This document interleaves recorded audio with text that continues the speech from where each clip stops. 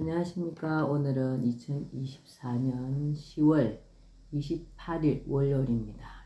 저희들 저번주 토요일날 하늘궁 우리 허경영 시인님 잘 아련하고 광천수 물도 많이 떠가지고 왔습니다. 즐겁고 행복한 시간이었습니다. 감사합니다. 그리고 또 우리 배우 김수미님께서 또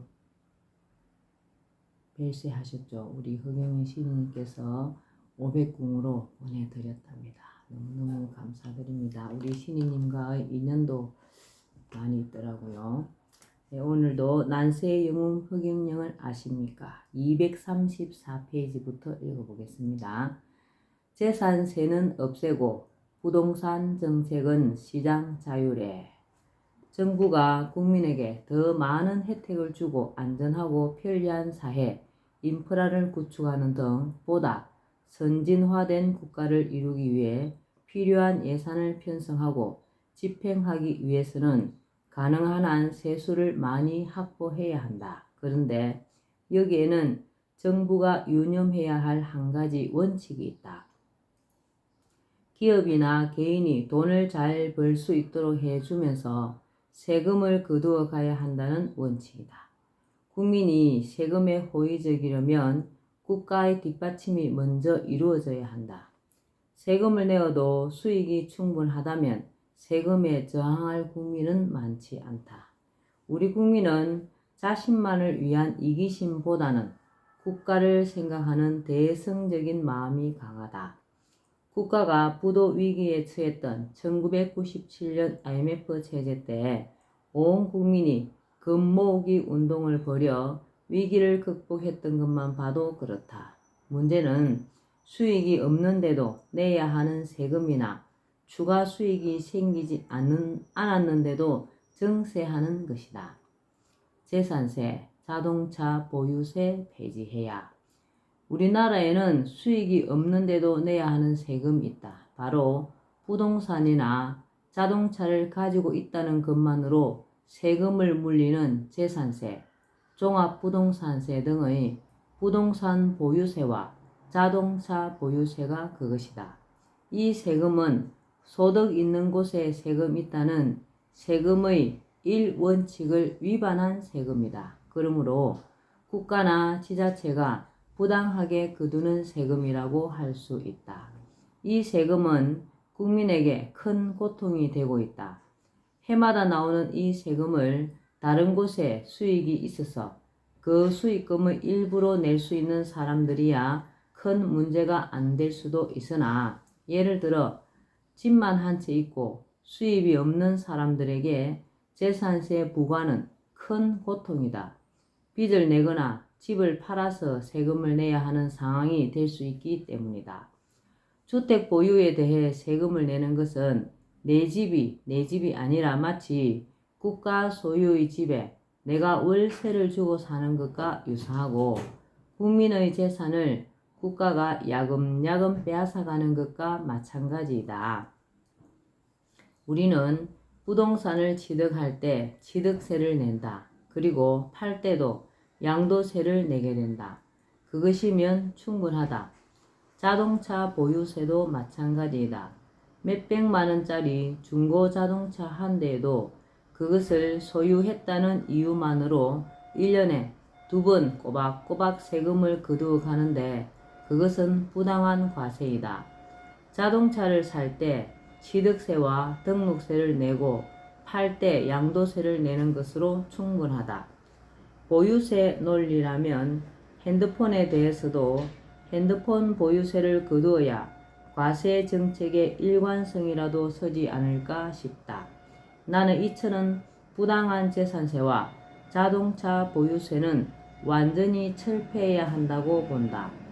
과세는 공평하고 정당하며 합리적이어야 한다. 보유하고 있다는 이유만으로 세금을 거두는 것은 부당한 이중과세이다. 땅이나 집에 대한 부동산 보유세, 자동차에 대한 자동차 보유세 모두 부당한 세금이다. 어떤 이는 부동산 가격이 지나치게 상승하므로 부동산 보유세를 많이 매겨서 부동산 가격 상승을 막아야 한다고 말한다. 이 논리는 이치에 맞지 않는다. 그런 논리라면 부동산 가격이 지나치게 하락하면 그것에 대해 국가가 보상을 해 주어야 한다. 말도 안 되는 논리다.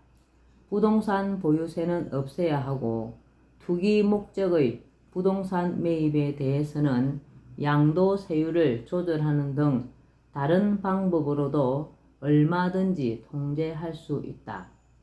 부동산 정책은 시장 자율에 따라야. 근래 정부는 종부세를 올리는 세법 개정을 준비해 왔다. 공시지가를 90%까지 인상하겠다는 것이었다. 여론의 거센 비판 때문인지 최근 다소 후퇴하는 모양새를 취하고 있기는 하다. 만약 종부세를 이전 개정안처럼 그대로 추진한다면 부동산 보유세를 없애야 할 판에 보유세를 올리는 정책을 취한다는 비판을 면하기 어렵다. 부동산을 가진 국민은 세금 폭탄을 맞을 것이 뻔하다. 정부가 이러한 정책을 추진하려고 한 데는 여러 이유가 있을 것이다. 그런데 세금으로 집값 상승을 잡아보겠다는 계산이면 오산이다. 오른 종부세는 집값에 증가될 것이고 점점 더 전세는 없어지고 월세가 보편화되어 서민들의 주거 문제가 더 어려워질 수 있다. 집값 상승을 잡아 서민들의 주거 안정을 이루기는커녕 의도와는 정반대의 결과를 불러올 수 있는 것이다. 당장 다른 수입 없이 정해진 연금으로 살아가는 노년층은 늘어난 세금 걱정에 잠을 설칠지도 모를 일이다. 퇴직으로 소득이 끊어진 주택 보유자는 그동안 살던 집을 내놓아야 하는 상황에 몰릴 수도 있다. 국가나 정부는 국민을 위해 존재한다. 국민을 대신하여 관리 역할을 하는 정부가 주인인 국민을 괴롭히는 정책을 취하는 것은 무척 잘못된 것이다.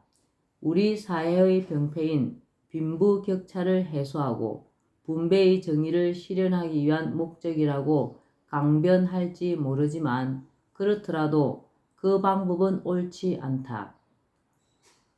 아파트 한 채 정도 가지고 있는 서민들에게까지 과도한 세금을 부과하는 것은 분배의 정의와도 맞지 않는다. 부동산 시장은 기본적으로 시장의 자율에 맡겨야 한다. 가격이 상승하든 안 하든 국가가 시장에 개입하는 것은 좋지 않다. 양도세율을 조절하여 나중에 팔 때 국가는 오른 만큼에 상응하는 양도세를 받으면 된다. 모든 국민이 강남과 같이 부동산 값이 비싼 곳에 살아야 할 이유도 없다고 생각한다. 주거 문제로 고생하지 않고 작은 아파트에서라도 편안하고 안정적으로 살 수 있으면 된다고 본다. 나는 양도세의 경우 1주택은 면제하여 내 집을 갖고자 하는 서민들의 꿈을 이룰 수 있도록 돕고 투기 목적의 주택 구입만 억제하도록 양도세를 조절하는 것이 좋다고 본다. 주택 보급 정책으로는 1인 가구가 증가하는 시대적 추세에 따라 10평 미만의 소형 임대 분양 주택을 수백만 호 지어 주택 보급률을 높이면 주거 문제는 거의 해소될 것으로 생각한다. 나는 기본적으로 자본주의 자유시장 경제를 옹호한다.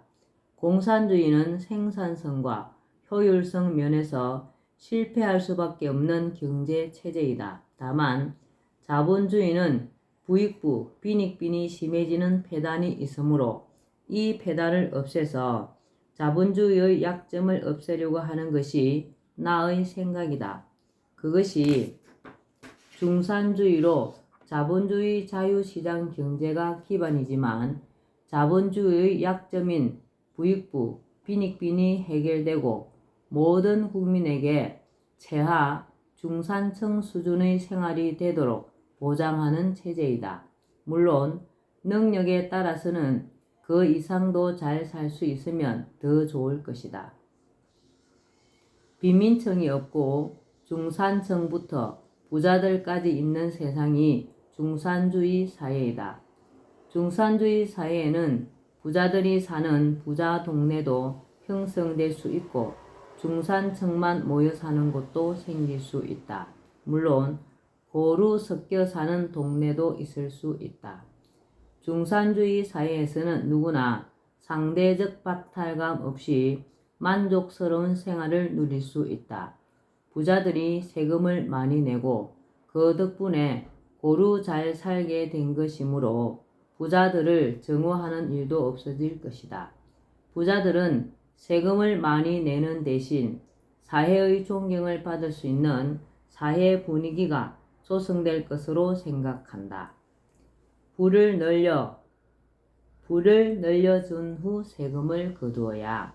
정부가 세수를 확보하는 방법 중 가장 손쉬운 것이 증세이다.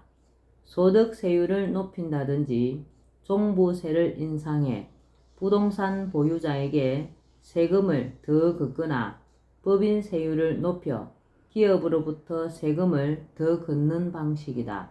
증세를 하면 국민과 기업의 부담이 커지는 것은 말할 것도 없다. 나는 경우에 따라서는 증세도 필요하지만 가능한 한 한국민의 부담을 최소화하면서 세수를 확보하는 방법을 취해야 한다고 생각한다. 우리 사회에는 알게 모르게 탈세와 탈루가 광범위하게 일어나고 있다. 나는 이런 불법 행위를 막아 세수 정대를 꾀해야 한다고 생각한다. 또 세수를 확보하기 위해 새로운 세원을 창출해야 한다. 우리 사회에는 엄연히 존재하지만 불법으로 규정하여 음성적으로 이루어지는 경제활동이 들어있다. 음성적 경제활동 가운데 사회적으로 용인될 수 있는 것을 양성화함으로써 세원을 마련하는 것도 고려할 만한 방법이다.